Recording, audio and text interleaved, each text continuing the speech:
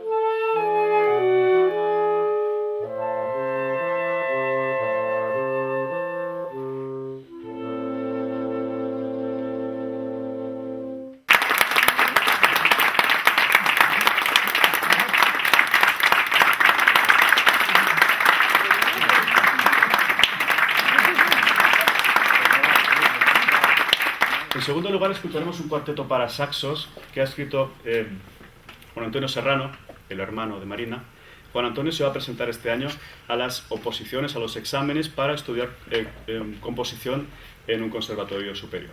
Este cuarteto de saxos, que también está adaptado para nuestra formación, es una de las piezas que él va a presentar como parte de su programa de ingreso en los exámenes de acceso.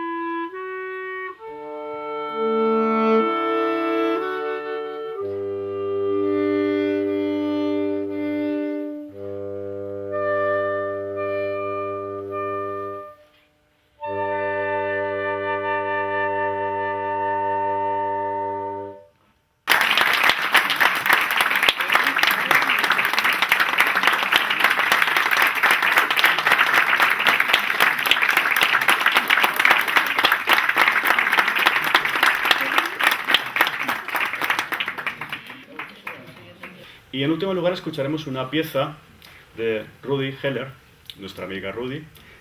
Es un tipo de música que tiene unas raíces muy evidentes que rondan el género de la música de circo, de la música festiva, de la música alegre.